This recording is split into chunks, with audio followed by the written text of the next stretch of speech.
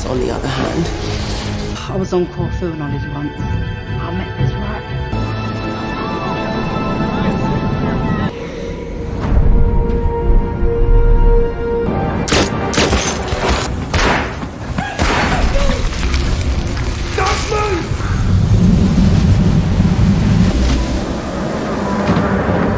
Hai guys, Balai Movie di sini. Di video kali ini kita akan membahas sebuah series yang berjudul The Sandman. Series ini bercerita tentang seorang dewa mimpi yang merupakan salah satu dari 7 Endless yang bernama Dream atau Morpheus. Dewa mimpi itu diketahui ditangkap dan ditawan selama ratusan tahun dalam sebuah ritual bernama ritual okultisme. Sebelum kita ke alur ceritanya, Mimin mau ingetin dulu ya guys, kalau konten ini berisi full spoiler. Jangan lupa untuk like, komen, subscribe, dan nyalakan loncengnya ya. Tanpa berlama-lama lagi, yuk langsung aja kita ke alur ceritanya. Kisah diawali dengan Morpheus, sang dewa mimpi. Semua diawali dari dunia yang terjaga yang disebut oleh manusia sebagai dunia nyata. Saat manusia sibuk menata kehidupannya di dunia nyata, mereka tidak sadar kalau ada dunia lain yang juga mempengaruhi kehidupan mereka, apalagi kalau bukan dunia mimpi. Morpheus atau Dream adalah dewa mimpi yang bertugas untuk mengendalikan mimpi yang dialami oleh setiap orang dengan cara menjaga orang itu dalam mimpi agar ia tidak dimakan oleh mimpi buruknya sendiri. Sampai akhirnya suatu hari Morpheus pun memutuskan untuk pergi ke dunia nyata untuk mengejar sosok Nightmare yang sudah mengganggu tidur para manusia. Saat Morpheus akan pergi, asistennya yang bernama Lucien merasa sangat khawatir. Karena meskipun Morpheus sangat kuat di dunia mimpi, tetapi saat ia berada di dunia manusia, ia menjadi jauh lebih lemah. nightmares, on the other hand, seem to thrive there. Scene lalu beralih memperlihatkan situasi di tahun 1916. Seorang bapak-bapak bernama John terlihat menemui seorang penyihir bernama Roderick Burgess. John mengadu pada Roderick tentang anaknya yang diketahui telah meninggal dunia.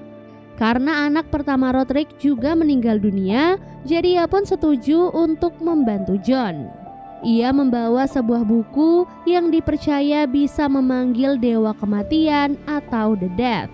Nah, dengan buku itu, John dan Roderick rencananya akan melakukan ritual untuk memanggil dewa kematian dan menghidupkan anak-anak mereka. Beberapa hari kemudian, ritual pemanggilan itu pun akhirnya dimulai. Ritual itu disaksikan langsung oleh John, anak kedua Roderick yang bernama Alex, dan beberapa penyihir lainnya. Roderick dan para penyihir sudah menyiapkan sebuah penjara yang rencananya akan digunakan untuk memenjarakan dewa kematian. Di waktu yang sama, Morpheus akhirnya bertemu dengan Corinthian atau Nightmare. Di sana Morpheus marah pada Nightmare karena sudah keluar dari dunia mimpi dan membunuh para manusia hanya demi kesenangannya sendiri. Sekarang waktunya Morpheus untuk membawa Nightmare kembali ke dunia mimpi dengan menggunakan kekuatan batu rubinya. Namun saat Morpheus akan melakukan hal itu, ia malah tiba-tiba menghilang. Tak disangka, Morpheus ternyata ditangkap dalam ritual okultisme yang dilakukan oleh Roderick.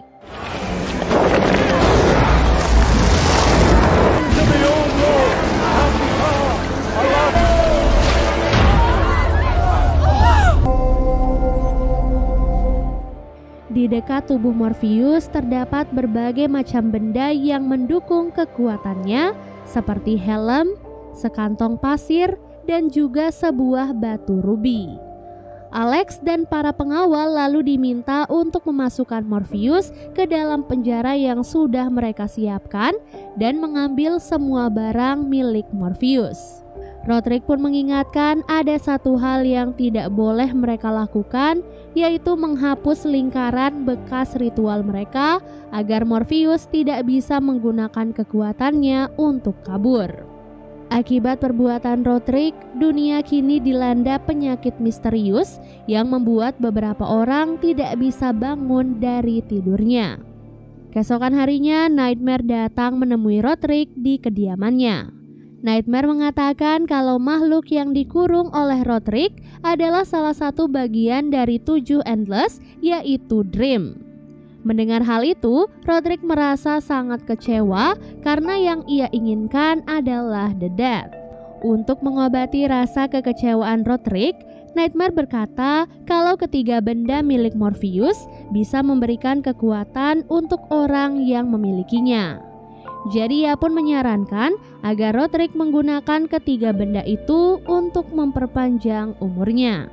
Ia pun meminta Roderick untuk memperkuat penjagaan dan mengingatkan agar tidak ada satupun orang yang boleh tertidur di dekat Morpheus. Karena apa yang dikatakan oleh Nightmare, setiap hari Roderick meminta Morpheus untuk mewujudkan berbagai macam keinginannya. Mulai dari menghidupkan putranya yang sudah mati, keabadian, kekayaan, dan masih banyak lagi. Pada akhirnya Morpheus tidak bisa mewujudkan semua itu karena semuanya berada di luar jangkauannya. Pada tahun 1926, genap sudah 10 tahun Roderick mengurung Morpheus di ruangan bawah tanah rumahnya. Alex yang kini sudah tumbuh menjadi remaja terlihat kasihan melihat Morpheus yang sudah dikurung dalam waktu yang sangat lama. Ia pun datang mendekati penjara Morpheus, memperkenalkan dirinya sebagai anak Roderick dan meminta maaf atas semua perlakuan ayahnya. Alex menjelaskan kalau ia dan ayahnya sebenarnya bukanlah orang jahat. Ayahnya mungkin hanya frustasi karena kematian putra pertamanya. Oleh sebab itulah Alex berjanji akan membebaskan Morpheus jika ia mau mewujudkan salah satu keinginan ayahnya. Setelah itu, Roderick pun tiba-tiba datang dan mendengar semua perkataan Alex. Ia pun marah besar pada Alex karena jika Alex sampai membebaskan Morpheus, maka ia akan membunuh mereka semua. Tak lama kemudian, Roderick melihat kedatangan seekor burung gagak yang diketahui adalah milik Morpheus. Untuk menghukum Alex, Roderick pun memerintahkannya untuk membunuh gagak tersebut. Dan benar saja, saat gagak itu akan menyelamatkan Morpheus, Alex tak segan-segan untuk menembaknya. Clear that mess up.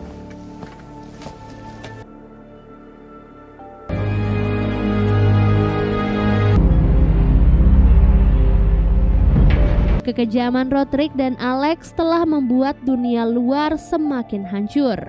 Ketidakhadiran Morpheus di dunia mimpi telah membuat penyakit tidur semakin meluas.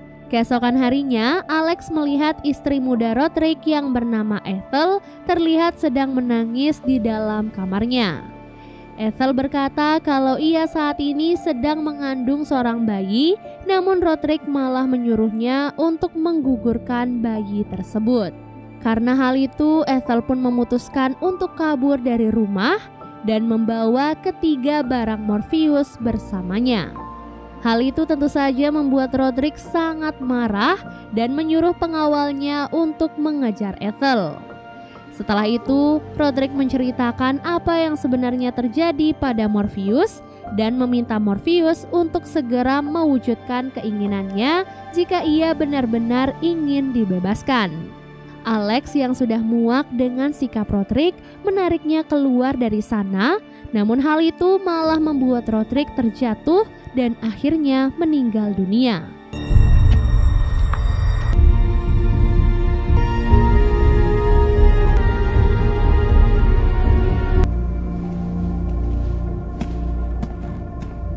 Sembilan bulan kemudian, Ethel akhirnya melahirkan seorang bayi laki-laki yang ia beri nama Johnny. Tak terasa 100 tahun kemudian, Alex yang sudah tua memeriksa Morpheus di dalam tahanannya. Ia yang sudah tua kini harus menggunakan kursi roda dengan bantuan pengawalnya yang bernama Paul.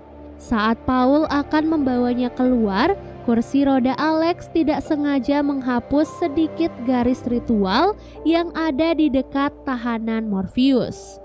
Berkat hal itu, Morpheus pun menggunakan kekuatannya untuk membuat salah satu penjaga tertidur dan tidak sengaja membebaskan dirinya.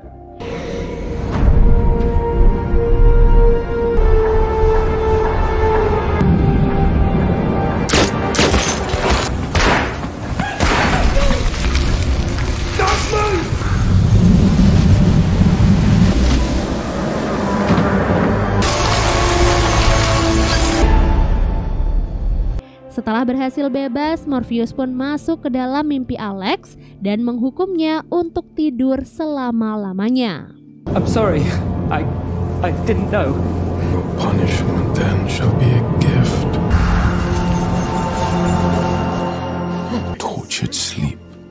Tak lama kemudian, Morpheus akhirnya sampai di dunia mimpi. Di sana, Lucien menyambutnya dan memperlihatkan bagaimana keadaan dunia mimpi setelah Morpheus pergi.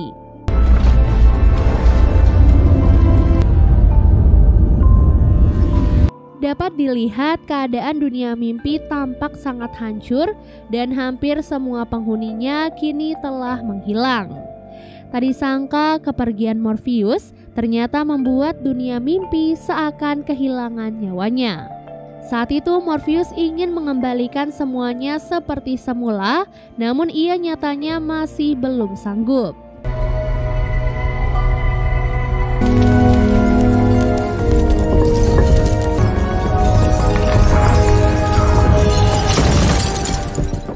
Hal ini tentu saja diakibatkan karena ketiga barangnya yang masih tertinggal di dunia nyata. Untuk mengembalikan kekuatannya itu, Morpheus pun memutuskan untuk kembali lagi ke dunia nyata. Sebelum berangkat, Morpheus ternyata membutuhkan sesuatu untuk bertemu dengan 3 dalam 1 untuk menanyakan di mana ketiga bendanya saat ini. Oleh sebab itulah ia pun terpaksa menyerap seekor naga terbang bernama Gregory milik 2 bersaudara bernama Cain dan Abel. Setelah mendapatkan kekuatan Gregory, Morpheus pun akhirnya berangkat menuju ke tempat 3 dalam 1.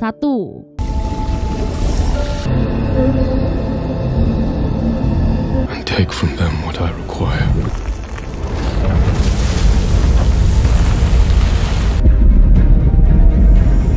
Sebelum mengajukan pertanyaan, Morpheus menyerahkan seekor ular sebagai persembahan darinya. Kemudian ia pun menanyakan 3 pertanyaan sesuai dengan kesepakatan mereka.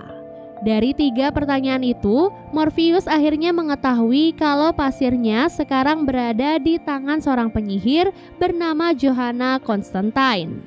Helmnya kini berada di tangan iblis karena Ethel menukarnya dengan sebuah jimat perlindungan. Dan yang terakhir, batu rubinya sekarang berada di tangan Johnny, anaknya Ethel. Setelah mengetahui semua informasi itu, Morpheus pun bersiap untuk kembali ke dunia nyata. Scene lalu beralih memperlihatkan Ethel yang sekarang bekerja sebagai pebisnis sukses. Berkat bantuan iblis, proses penuaan Ethel kini bergerak sangat lambat. Setelah lebih dari 100 tahun mencarinya, Nightmare akhirnya berhasil menemukan Ethel. Di sana, Nightmare mengatakan kalau Morpheus sekarang sudah bebas dari penjara dan pastinya akan mengincar ketiga benda miliknya. Nightmare kemudian bertanya di mana semua barang milik Morpheus, namun Ethel bersikeras kalau ia tidak tahu apapun. Nah, karena Ethel tidak mau jujur, Nightmare pun mengancamnya dengan menyinggung keberadaan Johnny. Namun Ethel tetap tidak peduli karena ia memiliki jimat perlindungan yang berhasil membuat Nightmare menghilang dari sana. Your eyes will tell me everything. Makes you think that. I don't need to.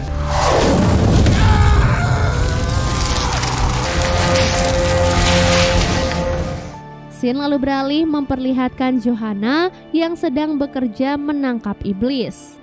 Saat itu ia diminta menjadi seorang pendeta yang akan menikahkan seorang putri kerajaan dengan seorang pesepak bola terkenal.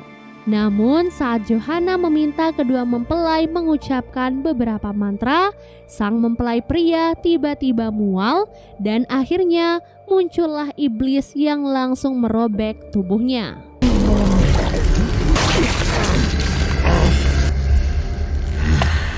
Setelah itu Morpheus pun datang menghampiri mereka berdua. Si iblis yang melihatnya mengaku tidak bisa mengenali Morpheus karena dia tidak menggunakan helmnya. Morpheus pun bertanya di mana helmnya saat ini. Iblis itu menjawab ia akan memberitahu di mana helm itu berada apabila Morpheus memberikan putri kerajaan untuknya. Belum sempat Morpheus menanyakan lebih lanjut tentang lokasi helmnya, Johanna malah mengirim iblis itu kembali ke neraka. Setelah Nightmare menemuinya beberapa hari yang lalu, Ethel merasa khawatir akan keselamatan Johnny.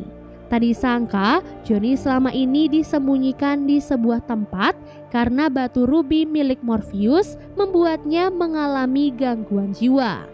Saat itu Ethel meminta Johnny untuk memberikan batu rubi kepadanya karena ia ingin menyerahkannya kepada Morpheus dengan harapan Morpheus akan memaafkan kesalahannya.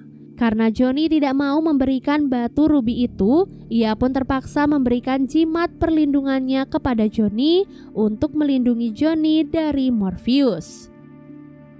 Perlahan-lahan tubuh Ethel berubah menjadi tua dan ia pun akhirnya meninggal dunia. Tak lama kemudian seorang penjaga lalu memasuki ruangan itu dan melihat keadaan Ethel telah meninggal dunia. Ia pun menodongkan pistol ke arah Johnny karena berpikir Johnny telah membunuh ibunya sendiri. Namun dengan kekuatan batu rubi, Johnny berhasil membunuh penjaga itu tanpa harus menyentuhnya. Setelah keluar dari gereja, Johanna langsung bertemu dengan Morpheus. Di sana, Morpheus meminta Johanna untuk mengembalikan sekantong pasir miliknya. Johanna berjanji akan membantu Morpheus menemukan pasirnya, tetapi ia tidak suka dengan keberadaan burung gagak yang terus mengikuti mereka. Rupanya Lucien telah mengirim seekor gagak bernama Matthew untuk mengikuti Morpheus. Saat Johanna sedang tertidur, ia pun melihat Morpheus dan memimpikan anaknya yang bernama Estra sedang dihisap oleh sebuah cahaya. Sayangnya Johanna gagal menyelamatkan Estra di dalam mimpinya hingga yang ia dapatkan hanyalah potongan tangan. Setelah mendapatkan pasir Morpheus, Johanna memang selalu mendapatkan mimpi buruk terkait dengan kejadian kematian anaknya. Johanna lalu terbangun dan melihat Morpheus sudah berada di depannya. Setelah itu, mereka berdua pun berangkat untuk mencari pasir milik Morpheus yang saat ini berada di tangan sahabat Johanna yang bernama Rachel. Sesampai di rumah Rachel, mereka berdua pun menemukan Rachel dalam kondisi yang sudah sekarat. Tubuh Rachel terlihat sangat kurus dan dia hanya bertahan hidup dengan bantuan sekantong pasir milik Morpheus. Setelah mengambil pasirnya, Morpheus pun membantu Rachel agar ia bisa beristirahat dengan tenang. Setelah itu, Morpheus pun berpisah dari Johanna dan berangkat menuju ke neraka untuk mencari helmnya. Dan series Sandman part 1 pun akhirnya selesai. Di part selanjutnya, apakah Morpheus berhasil menemukan batu rubi dan helmnya? Dan apa kira-kira yang akan dilakukan oleh Johnny setelah ia bebas dari penjara dengan jimat perlindungan dan batu rubi ada di tangannya? Semua itu tentu saja akan terjawab di part selanjutnya. Terima kasih sudah menonton dan sampai jumpa. Bye!